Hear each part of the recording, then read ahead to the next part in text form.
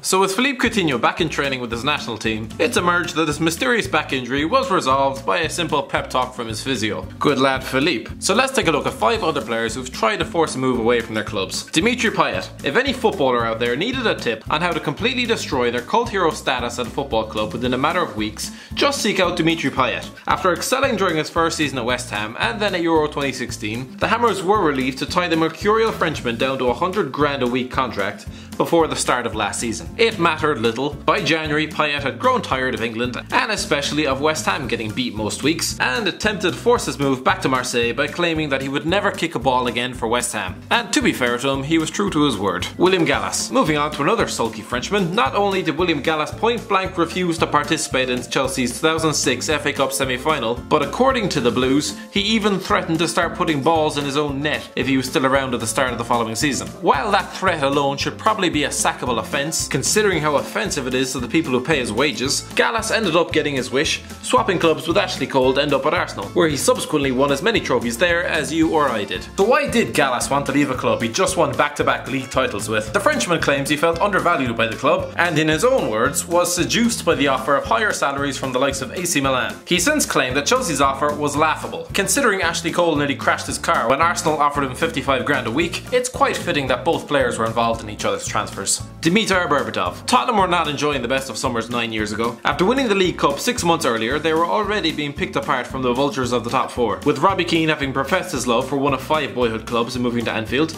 and Dimitar Berbatov flirting with any Champions League club who give him a second glance. The transfer saga with Manchester United rumbled on all summer, until the point when the Bulgarian took matters into his own hands, choosing to bench himself for the opening day defeat against Middlesbrough, before refusing to play against Sunderland. He was subsequently fined a week's wages. He didn't seem to care, because he did the exact same thing a week later by refusing to play against Chelsea. Despite interest from newly wealthy Man City, Sir Alex Ferguson finally got his man on deadline day. Daniel Levy went on to criticise Berbatov, claiming the Bulgarian should have shown more respect than to demand an exit with 10 days remaining of a transfer window, leaving the club with the desperately horrific plan D of dragging in Fraser Campbell on deadline day. It's probably no wonder they lost 6 of their opening 8 league games that season. Carlos Tevez. One of the most high profile public spats between club and player, the moment Carlos Tevez refused to drag himself off the bench during a Champions League tie at Bayern Munich in September 2011, he must have known the writing was on the wall. To be fair, I think that was the point. The Argentine had grown sick of England and was seemingly hell-bent on an exit from Manchester City, heading off to play golf for 6 months while the side paying his 150 grand wages embarked on a title assault. Despite negotiations with AC Milan, City were unable to get him off their books,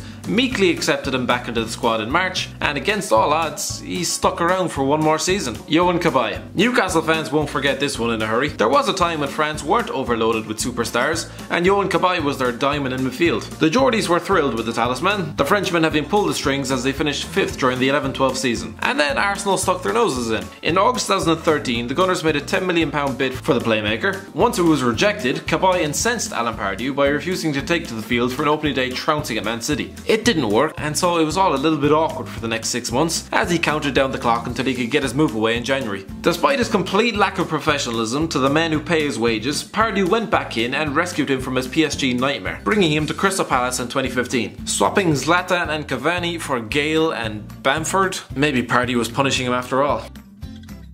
Thanks for watching. Don't forget to like, share and subscribe.